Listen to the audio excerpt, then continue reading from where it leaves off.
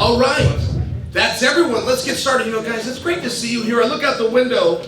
We're what the kids call sea level, and the last time I got to speak to you guys, we were in Chicago, formerly at a building called the Sears Tower, on the 100th-something floor, so high that Yoel Romero had to be brought in via satellite. Turns out, big guy's scared of heights. I'm kind of with Yoel on this one. I think that Danny Brenner deserves some credit here for getting us such a beautiful view. Guys, it's great to see you. Scott Coker has honored me with the opportunity to be part of Bellator's 300th event. And I must tell you, I don't know of another organization that has made it to 300. I've been racking my brain on that one. What a number. And that's just for the ones that we numbered. You can tell by this stage, we have broken out the star power tonight. Schmo, I see you over there. When we kicked this thing off, we had a press conference. We had everybody here, but I looked right at you and I told you I had my first ever argument with Scott Coker. We argued before we got out here because he was declaring the 155-pound tournament the hardest 155-pound tournament ever, and I argued that it was the hardest tournament ever in MMA. And with the fact that Benson Henderson, one of the great fighters of all time and a future Hall of Famer for two different organizations, has already been eliminated. Schmo, I think I won that argument with Scott Coker. What do you think? Yeah, I think so. All right. And now that we've gotten history behind us, let's get down to current events, guys. This is all going down Saturday, 10 o'clock Eastern, only on Showtime. And Scott Coker, if I may start with you, what is it like to be at your 300th event? Testing. I'm not sure if this works. Thank you, Joe.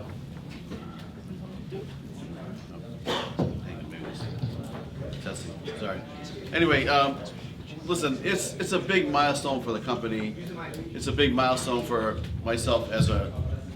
It's a big milestone for myself as a promoter. I mean, when I came to Bellator, I was recruited by a gentleman by the name of Kevin Kay, and honestly, you know, I came there because I felt really good about Kevin, his contributions to MMA, and then some of my friends were trying to get me to come over, and I was a little bit hesitant, to be honest, and I thought about it for 2 or 3 months, and I said, okay, let's do this. When I made my mind made up, I said, let's go. But I think we were at Bellator 121 at that point, so we've come a long way. We've done a lot of great fights, a lot of big fights. We've taken this brand from I'd say a casino show. It was a very small casino show to a big stadium show, from something that was traveling around the United States to something that went worldwide.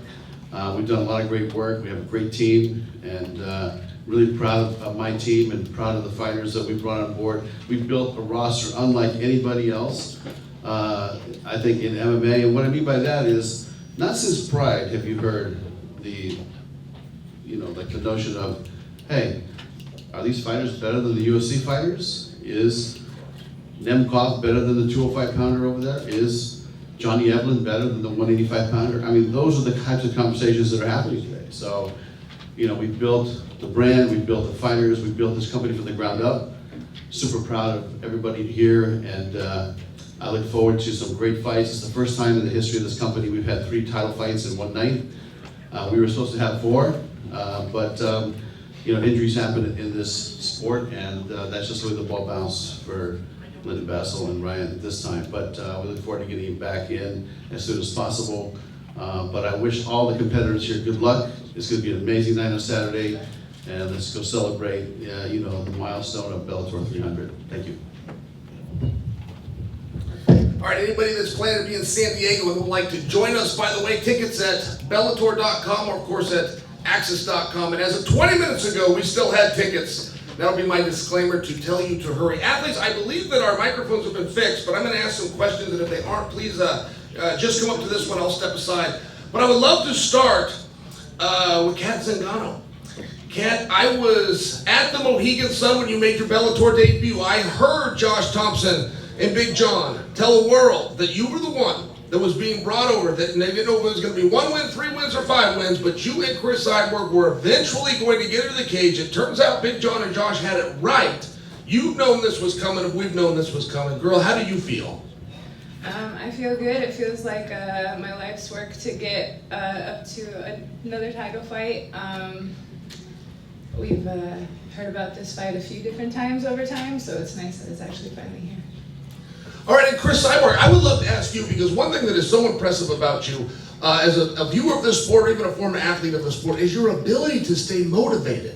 I notice you don't just wait to get called out. If somebody doesn't do it quick enough, you go and pick the fight yourself. If that doesn't happen quick enough, you go over and box somebody just to stay active. What is it like to know Cat Zingano has been there before? You guys have a common opponent. She's the one that many people say is going to be the toughest challenge. And I want to say thank you for everyone here. I feel very blessed, very thankful to be here in the Bellator 300. Cat Zingano, I always saying she was a great opponent, great name in the sport.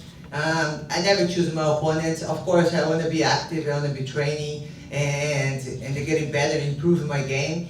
And she's going to be a great fight, she's a big name, and I really respect her, and that's it. Ilima Macfarlane, the former champion, you're going to be taking on somebody you look up to, a former teammate. When I see you and your opponent together, it's usually on Instagram. Somebody's put out a video, you guys are both sweating, the workout ended. I'm told it's what brought you both to San Diego to train in the first place. You knew that this was coming. You knew that you guys got it right. You trained, you prepared each other correctly. You picked the right gym, you picked the right coaches, and it's come down to you two, Ilima. How do you feel taking on your former teammate? And do I have that right? It could be current teammate. I would consider it former. Yeah, there's no love lost between us. We're ready to punch each other in the face. We've been talking that shit to each other all fight camp. So yeah, and then afterwards, we're gonna, well, we didn't decide this, but winner takes the other one to dinner, okay? After the fight. All right, Liz, I gotta tell you, back when I was in college, the coach used to grab me and he'd throw down a few $20 bills. This is back in the 90s, 60 bucks to get you out for the night. I would be the one to take the recruits out. I'd show them around campus, try to talk them into coming here. I didn't recruit anybody to Bellator except you. You were the only one. I just wanted you to know that. When you were coming out, you were looking around, I grabbed you and I was telling you these wonderful things. You were the only one. That wasn't just a conversation that we always have. And now here you are, you've got the belt in front of you. You've got your former teammate sitting across the desk. Is there anything that you'd like to tell us about those training sessions or what's going to happen this Saturday? Yeah, I can say that in those training sessions, I think everybody keeps asking how it's going to work fighting a friend. And you can still say they were friends, but the hardest training sessions that we ever had, the most damage that was done in the gym was to each other. So I can say with confidence we can go on there and put out a great show for everybody, because nobody's hurt me more and I haven't hurt anybody more than Ilima and myself. So I think it'll be a great show on Saturday night. All right, now I want to go over to Brent Primus. You went from alternate to semifinalist. You are now 25 minutes or less away from regaining your world championship and returning to a main event fighting for the Grand Prix championship, Brent. What a difference a day makes. How do you feel about your opponent, Mr. Nurmagomedov? I feel great. I know he's a tough opponent, and I prepared really well for this fight, and I'm ready for anything, and I'm going to shock everybody, and he's going to be 17-1 after Saturday. All right, guys, now what do you give a guy that's got everything? He's charming, he's handsome, his family name is etched right underneath the Gracies, he's got a perfect record, he's got a world championship. What do you do? What do you do to get a guy like that motivated? Well, the answer is you put something up that he hasn't yet done, which is a Grand Prix championship. And Usman, I ask you that and I tee it up that way because what is more important to you? The Grand Prix or defending your belt? For me, it's like more important to win every my fight. It's not like Grand Prix or defend my title. For me, it's not lose, but I not believe this guy can beat me. He say he gonna be pushed, but why he don't push himself when he was fight with Shapley? What happened? Brent, that sounded like a question actually. What did happen there? Usman would like to know. It seemed like a reasonable question. Yeah. Things happen to MMA. I got caught. I didn't really have the best camp and everything. But I felt like that really wasn't me fighting. I like I said, I had a kind of weird, different camp, and I've changed things, and I had an awesome camp this time, and I promise you'll see a different Brent out there for sure. All right, guys, we're going to throw the questions to you, but before we do, Ilima, I am a little bit confused. I heard terms like trash talk, I heard terms like former opponent, but I also heard a term like we're going to dinner afterwards. Where are you at with your former teammate from an emotional standpoint? I think the trash talk was mainly us like sending food videos to each other to try to sabotage the weight cut. And when I think of going to dinner afterwards, I really just want to go to Fogo de Show. That was like our tradition after fights before. But no, in all seriousness, like, you know, Liz was the one that got me started in the sport. I have so much respect and love for her. But like she said, we're gonna punch each other in the face, we're gonna hurt each other, and we'll actually get paid for it this time, so that's nice. I'm glad we cleared that up. All right, first question, out to you guys. If you have a question, please raise your hand and we'll bring a microphone to you.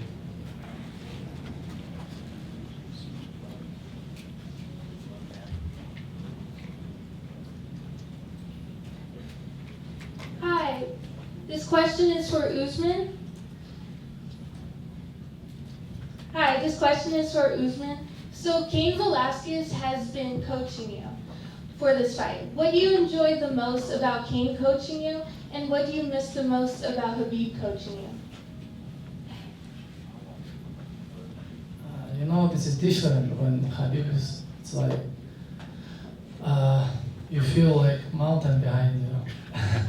This is different, I cannot like what this is. But I'm so glad to see Cain to my corner, like coach, you know, all this camp, he was like, give me great advice all the time, and we'll see. This question is for Scott Coker. How much effort was put into finding a replacement fight for Ryan Bader, or was there just not enough time? Yeah, I mean, you know, when you talk about quality fight at a world championship heavyweight division title fight, it's very hard to find a replacement overnight. And so, you know, we talked about it internally. I know our fight team, we got a bunch of calls, but you know, it has to be somebody that has to be worthy of having that slot. And so, traditionally, we try to make sure that the integrity of the fight stays at a very high level, and we didn't think we could do it this time for this fight because, you know, even if it was this fight or that fight, they have what, five days to prepare, go get medicals, go get fly down. It was just very difficult. So we made some calls, but it just didn't work out this time. Thank you. Hey, how's it going, Chris? This question is for Cris Cyborg. How are you? Good. I just got a question. With Bellator traveling everywhere, what would it take for you to get Bellator to actually travel to Brazil so you can fight in your hometown? Yes, this is gonna be the dream come true, you know. I love fighting Brazil, and that was the first thing I talked to Bellator and the Scott Coker when I signed the Bellator. This is one of my dreams, bring Bellator to Brazil. Have a lot of Brazilian fighters, very good champions, and yes, this is the dream. Got it. I hear you. Got one more question. This one's gonna be for the champion, Usman. Salam alaikum, brother. Yeah, I always try to get it right. Sometimes I mess it up though. But yeah, I just got a question for you. So we're gonna be having one of the biggest matchups taking place against United States Jiu-Jitsu and Dagestani wrestling. Which one's more dangerous and which one's gonna be superior this Saturday night? Какая борьба американская либо дагестанская лучше? Of course, Dagestan wrestling is better, but what is that about? В чем разница? Questions for Cris Cyborg. Cris, how's it going? Good, how are you, James? Just want to know how camp went. I know you got to work with Dion Barbosa, who we saw get a really good opportunity in the UFC. How pivotal was she? I know she's a bit smaller, but how much did she help you for this camp? You know, this camp, I did almost everything same, just changed some partners. I know we usually use the partners who depending on what opponent I'm gonna be. But I brought my coach from Brazil, my first coach, all the suplex guy watching my fights the whole these years, he's teaching me. And I brought him, I felt my heart. And we did an amazing camp. The only I'm really happy for her in that next chapter of her career. And we've been together 2 years, so we learned a lot of each other. And I wish the best for her. And we did an amazing camp, trained really hard, and prepared for Saturday. Feels like this fight has been taking a while to get put together. It's been talked about for a couple of years now. Were you ever thinking this might not happen? I don't know, I just think about what I can control, and the opponents are usually know who's the contender number one, and the ones choose nowhere at the moment, so I fight another girls, but now here I am, to the fight. And same question for Kat. Did you think, as the longer this was going on, that maybe this wouldn't happen, you fighting Cyborg? No, I felt like it was a matter of time one way or the other. There was, like I said, I think there's been 3 different times that we're, definitely talking about it. Even my fight against Megan Anderson was in case Amanda Nunes and Cyborg didn't work out, so I'd be ready to jump in that night, so it's, it's been a few different training camps getting ready for this one, and just knew it was a matter of time. And you sort of talked about it there, the last title fight you had in the UFC, I know it was just a weird fight, everything that sort of went down, but does this kind of feel like redemption for you, getting to fight, especially on this historic card at Bellator 300? Yeah, I mean, it's great to have worked myself back up to this place again, and I've always believed in myself, definitely put in the work and the time, and so it's natural that it's here. Just my last question, this is for Brent Primus. Brent, I was at your fight with Michael Chandler a couple of years ago in New York where you won the title. How does this fight week compare to then in New York? This is also a big card. That was the first New York card. This is Bellator 300. It's a stacked event. How does this fight week compare? It's huge, after I beat him, I'm obviously the champion, but I'm going for that $1 million in the Grand Prix, so it's humongous for me and my family, and life-changing, and I'm ready for sure. Question over there? I have a question for Ilima. Good to see you. First off, I want to say God bless you. What you've done for Hawaii is just amazing, using your platform, all the money you've raised. First question I have for you, obviously, you and Liz go way back. A lot of it stems from the relationship with Manolo Hernandez, who is a legendary coach in San Diego, an epic fighting Hall of Famer. I'm going to ask Liz the same question, but what does Manolo mean to you, and what has he helped you do to get to this point where you are right now? Well, besides Liz literally being the one that signed me up into the gym when I first stepped foot through those doors, Manolo was the first coach that I took any sort of MMA class from. He was really the reason why I kept going back. If anybody knows him, you know how inappropriate his sense of humor is and how hilarious he is, but he kept practice so much fun that I just kept going back, and he was the one that was like, you should do a fight. You should do another fight. Let's go pro. So he kept prodding me along. So honestly, if it weren't for that guy, I wouldn't be here today. He is going to be one of my corners. He'll probably be crying the whole time. So yeah, he's not going to be the mic'd up one though. Yeah. One thing that he prides his legacy on is building stars from scratch. He built you and Liz from scratch, all the way at San Diego Combat Academy. Just how fulfilling is this moment for not just you and Manolo, but the whole team in general? Yeah, I mean, we're a little podunk warehouse gym that is very, you would miss it if you were driving by it. And the only reason I knew about it was because I worked right around the corner from it and would just see it every day.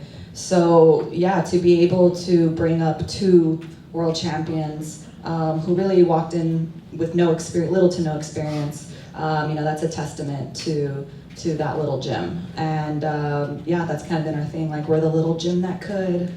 Absolutely, God bless you. And for you, Liz, yeah, just can you talk about your relationship with Manolo? Obviously, he cornered you in your fight against Ronda Rousey, the first ever female fight in UFC. I mean, you're a legitimate legend and pioneer of the sport. And same with Manolo, too. Can you just talk about him and your relationship with him? Yeah, Manolo has played a crucial role in where I am today.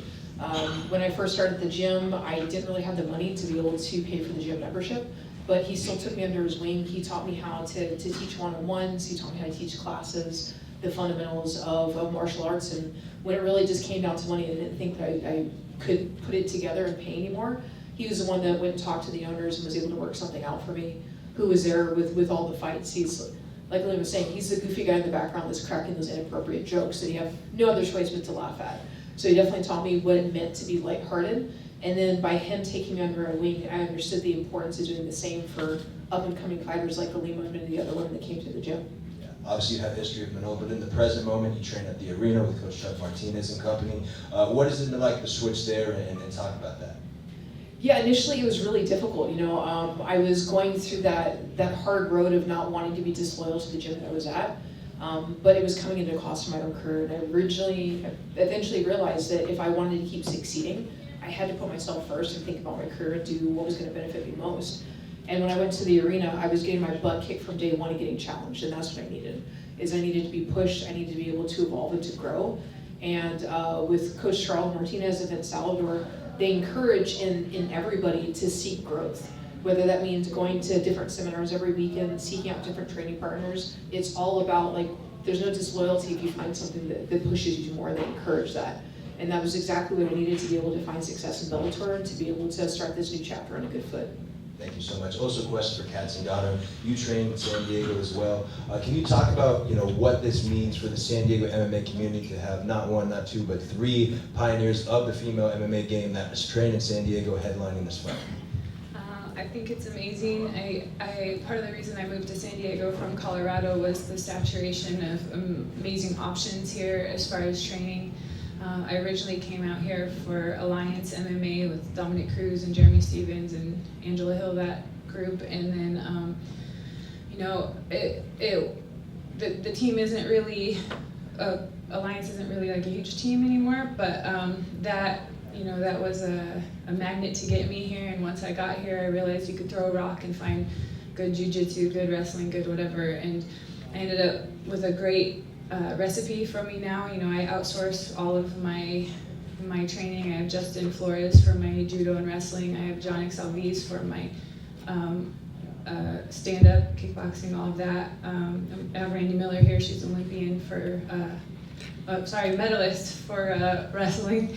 And strength and conditioning was top of the line D1 wrestler. Atos for my jiu-jitsu, and all of that came from very deliberate searching and trying a ton of places and landing on what was perfect for me. Absolutely. And last question for the boss man, Scott Coker. San Diego, America's finest city. You haven't been here in a minute, but you've been here before. You had a big fight. I think it was Tito and Stephan Bonner back in the day, right? How much in your decision making did it go, okay, well, we're going to have it in San Diego because we have three stars here that are San Diego MMA fighters? I think that having the local talent obviously is part of the equation, but also we thought about, that was our first tentpole event, was the Tito Ortiz versus Stephan Bonner fight. It's the first time we had a big arena, first time we had the big stage, and changed the walkout, changed the whole program of the show.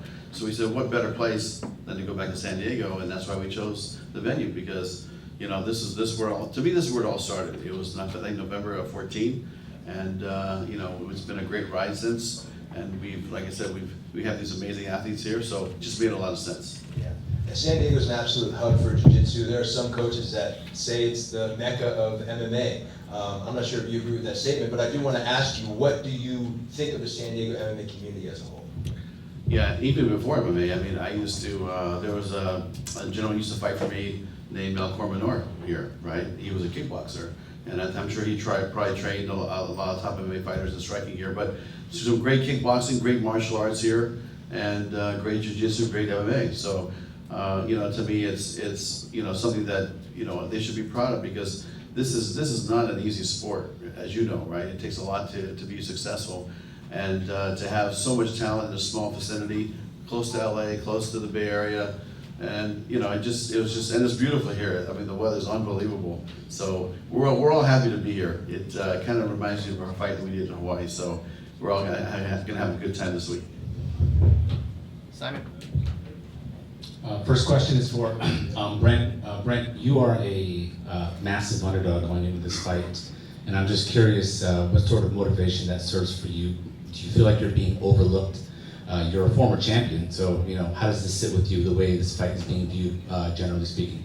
I like being the underdog. I feel like I do better when I'm the underdog. I don't like it when people are, oh, you're gonna win, you're gonna go out there and kill it.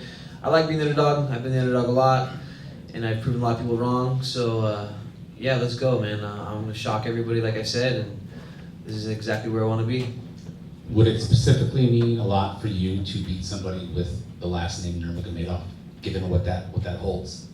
Yeah, of course. He's 17-0, and he comes from Khabib's camp and all those guys, and I know it's going to be a good, tough fight, and I'm ready, and the name just puts the extra little piece of cake on the win. And then a question for Usman. Usman, the fact that you are so overwhelmingly favored, is it ever a challenge for you to stay focused to make sure that you don't lose sight of the fact that you have a former champion in front of you? you know, when he said like all the time, he will beat me, he will beat me. I don't understand. He really believe in this, like. Okay, but if you believe this is good, because we're gonna show you guys good fight. Because for tango we need two guys, yeah, or how I have to say this. Saturday night, you know, I respect these guys. He former champion, and but Saturday nights I'm gonna make him feel he's like slow and old. This is the only thing what I used to say. Next question is for Kat. Kat, right here. It's been, I believe, 8 years since your last title fight in the UFC, and you've talked about how it's meant to be that you're back at this point. You've worked so hard, but can you tell us a little bit about what your mindset was like going into that fight against Ronda Rousey versus what's different now going into this fight against Cris Cyborg? My life was completely different. It was really a lot more survival going on at that time. And time's really the biggest benefit to things. And yeah, you know, finding my rhythm again, just figuring out coaches, figuring out the new normal for me, and getting it dialed in. What specifically, what makes you a threat to Cyborg's title reign here? Everything.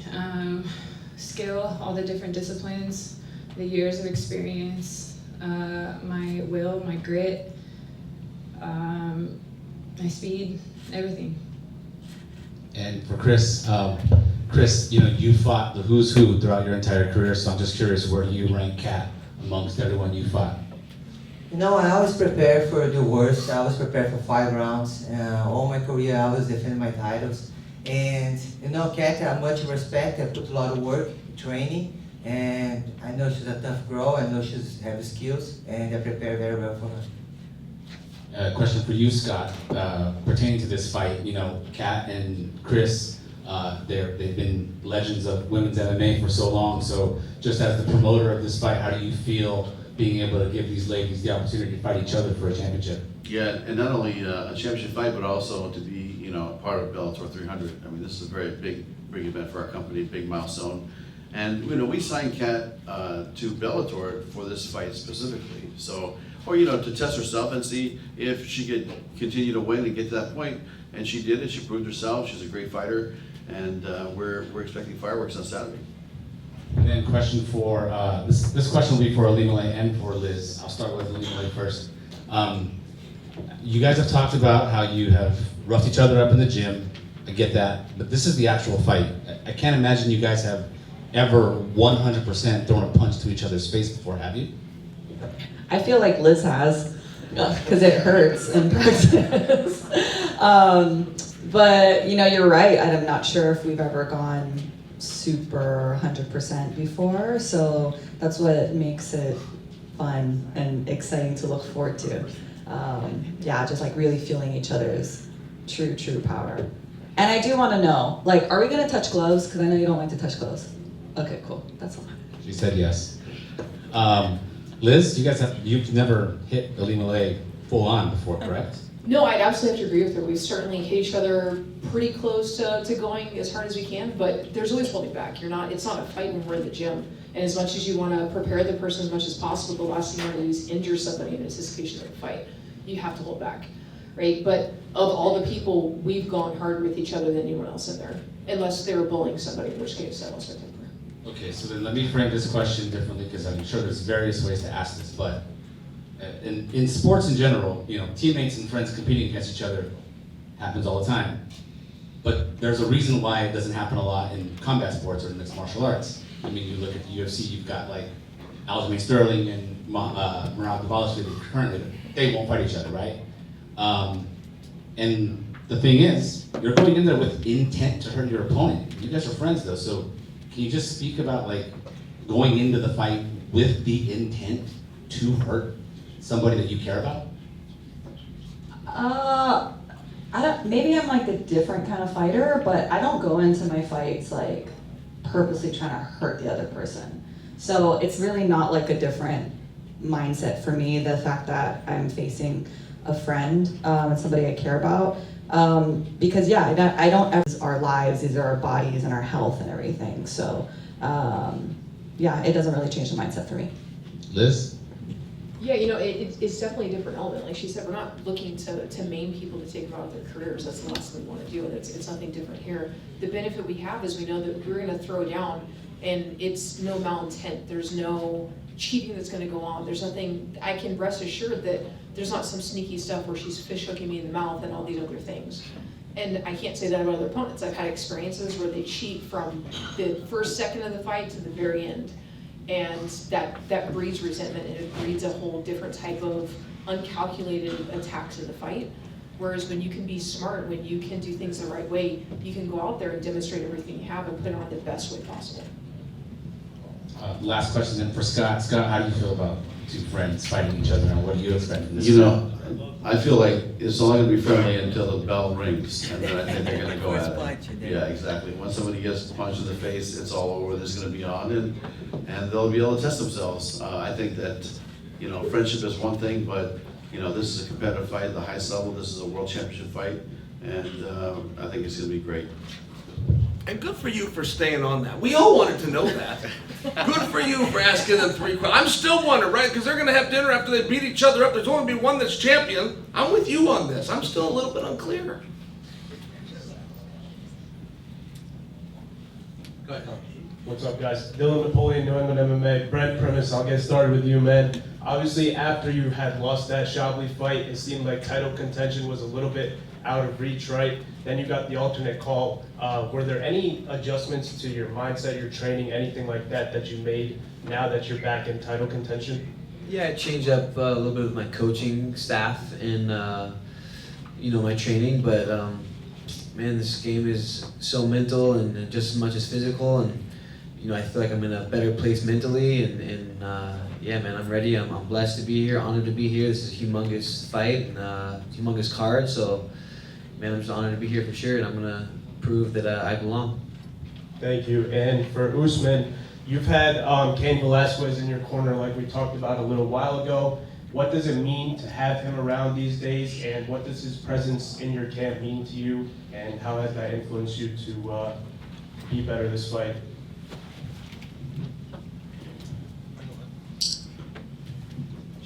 Что значит для тебя, что Кейн будет у тебя в углу? Какую роль играл он в лагере у тебя?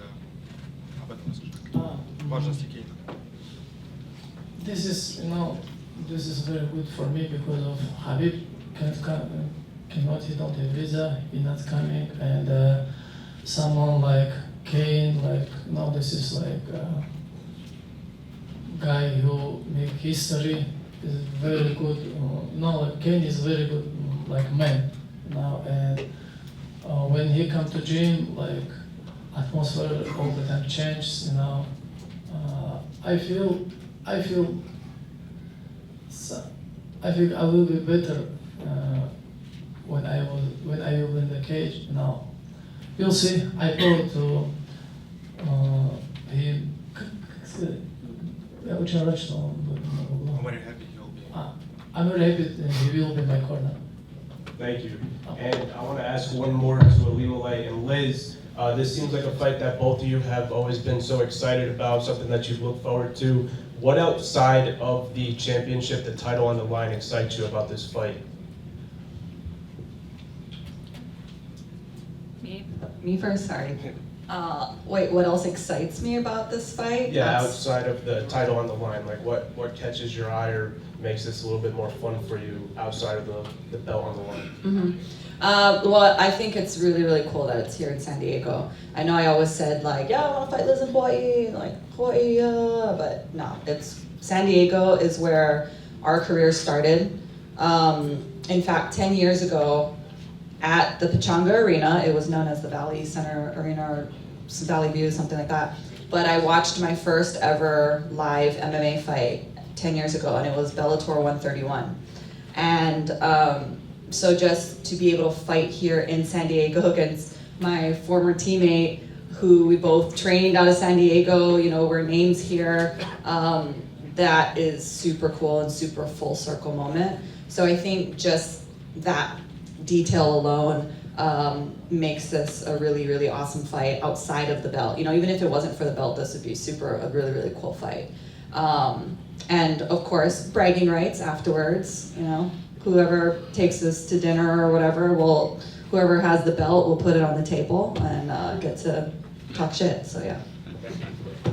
We'll take one or two more and back. Hi, this one's for Cyborg. So, 2 of your last 3 fights have been rematches. It seems like you're fighting all the same girls recently. Does it excite you and make you more motivated to fight a new opponent? You know, my first fight with Arlene Blank was totally different to the last one. It was a great fight. I was just watching this weekend. I think, you know, who prepared, contender number 1, you get a win, you get a defense for the title. If you're gonna repeat, it's okay. She's ready, she's been training, she's getting winning. I just have to keep improving my game and train. Rematch is not easy. You know, you have to improve your game better and better. Most definitely. So this one's for Brent. So Brent, your last fight against Mansour was very back and forth battle. You had to grind out until the final bell and win that fight. Do you feel like this fight's going to be similar, or do you feel like it might be easier or harder? Man, you never know in this sport. I mean, I see myself catching him and I see myself submitting him. You just never really know, but I prepared myself for 5 hard rounds, and you know, I'm ready for anything. And but in my mind, I feel like I'm going to finish him for sure. Last one for Kat. So do you feel like the kind of fight you just had last fight against Leah McCourt would prepare you for the kind of wild style that Cyborg brings? It was a very fun back and forth fight. I wouldn't say I was fighting at my best capabilities on that last fight.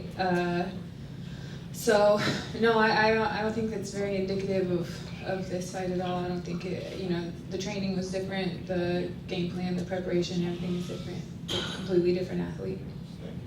Two more, Matt, and then you, and then you. 3 more. Scott, I feel like I have to address the elephant in the room, which is this is Bellator 300. Is there going to be a Bellator 400? You know, there's a 301. Is there going to be a 302? Can we get an update on what's going on? Because you know how these MMA media people get. Yeah, listen, I I know exactly what you're talking about, but I think that, you know, this press conference, we're here to talk about these amazing athletes at 300, and then at the post-fight press conference, I'll answer anything you want. But to me right now, you know, everything I've heard is that, you know, there's dialogue ongoing, but, you know, it's still an ongoing situation. So the situation from last month till now really hasn't changed that much. So I don't have a lot to say, but that's you know, that's kind of where it's at right now. Yeah, you know I had to ask. Got to ask. Oh, I knew you had to ask, of course. That's all good. Hey, thanks. First off, I want to say thanks to all these guys who are amazing athletes and giving us something to look at and drool over. So appreciate y'all putting y'all bodies on the line to give us entertainment. I'm with ringside with Ray and Prince, and this is for you, Liz, and Macfarlane, you can come after. But Liz, with y'all knowing each other and y'all training together, you know, I know that you can know each other's secret moves and fight patterns. Do you have a different approach here? Do you have anything secret things in your bag for this? Yeah, I definitely say that there's cautionary measures that have to be considered when going into this. But the benefit that we have is being former teammates. I think if we were still actively trained together, yeah, you'd have to like make training sessions different. You'd have to pull out all the different stops and really try and create a different opponent because they memorize who you are. It's just the nature of the sport and training with somebody. But thankfully for the past few years, we haven't been trained together. So it's really about studying the differences that we've seen, improvements in the game. And both of us always work to improve. So we have the benefit of showing up Saturday night with new people in front of each other to show new games that we have on the line and impress everybody with. Thank you. I think that, yeah, we really haven't trained with each other for maybe 2 years or more. And I feel like Liz's game has really changed a lot. Her style changed ever since making the switch over to Coach Chuck them. So like, yeah, there's really, if anything, I know her physical power. That's something that's like never gonna leave her. And so I know that side of her. But yeah, as far as like what she does in fights, she's constantly improving and changing. So you'll have to wait and see. Yeah, can't wait. Next question is for Kat. So since you know that Cyborg, big name, and you saw the outcome of her fight with Nunes, are you looking at capitalizing on that and making a repeat, or do you have something else, or do you have a different approach? Do you see any holes in her game where you could capitalize? Yeah, I mean, I see holes in the game for sure, but every fight is different. Like, I'm not trying to look in the past and act like that's the same fighter I was or that's the same fighter she was or anything. You know, it's staying present, moving forward, getting ready for what's current, and you know, preparing, planning, getting all of that done. All right, thanks, guys. We have one more. This was for Primus, Brent, man. So I know this fight is going to be great between you guys. You both are great grapplers and top of your game there, and have some striking abilities too. So I wanted to ask you, do you see some holes where, you did kind of answer this earlier, but I want you to kind of clarify on your finish. Do you really see like a knockout or a submission? Man, I see both of them. You know, I feel like I could definitely catch him on the feet, and I've been you know, sparring really hard and catching and dropping training partners, and at the same time I've been, you know, submitting them too. So I feel really well in both areas, and I really feel in my heart that I can definitely finish him, and I will on Saturday. Nice. And Usman, I know you're top of the game, and your target is on your back, and you're ready in all areas, but I know you're looking to fulfill this. So you're going to look to capitalize on some of holes in Brent's game, or are you just going to stay on top and do your thing? Of course, I will do my things, but I challenge this guy to take me down. Now, you'll see. I see his wrestling, but Dagestan wrestling is different, and I'm gonna show you guys. We'll take our last question back there. Okay, here. This is for Scott. I know a lot of people from Tijuana are coming to support these great fighters. And what do you expect from the Latino audience? And if it's possible to take Bellator to Mexico? You know, I think that Latin America is definitely a territory that is important to us. We have a great presence in Brazil, and I think that we just landed something in Mexico and Central America. So, you know, it's an ongoing process. I mean, the world is so big. There's only so much we can do, but it's definitely on the roadmap. When we put up a roadmap as to what territories we want to start moving into, start penetrating, and honestly, Mexico is definitely one that we definitely want to go in the near future. Maybe, you know, it could be another year, it might be another, you know, 6 months. But I've been following some of the other leagues that, you know, cater to the, you know, like Combatus and see what they're doing, and they have some good fighters over there, and you know, that it's growing. I can feel like it's growing. You know, for such a long time, Mexico has been a boxing, you know, just, you know, boxing has been the sport, and I love boxing too. But if, you know, there's room for MMA in Mexico as well. All right, thank you. Was there a question back there? Yes, sir. I got some for Scott, Usman. I'd say everybody. It's a lot of questions. Can we have one? I got one. All right, buddy, let's have it. All right, Usman. Well, when it comes to your cousin and your brother, they both have nicknames. Do you feel like you deserve to have a nickname after winning this fight? We'll see if I'm gonna finish this guy. I think I ought to be finisher. And Scott, I know you're not putting on the most expected MMA fight coming up next year. Do you have a choice between Mark Zuckerberg or Elon Musk coming up if that fight ever develops? Listen, I'll tell you what, I think put your money on Zuckerberg. You heard it here. All right, Joe, we're gonna reset the stage and then have the fighters face off. Oh, we're gonna reset the stage, guys. Before you go, real fast, quick housekeeping. Tickets still at Bellator.com. Tickets at Access TV. If anybody finds out where Ilima and Zingano are going to dinner, can you guys let me know so I can avoid it? Because that's gonna be one awkward meal. See you guys all Saturday, 10 o'clock Eastern, only on Showtime.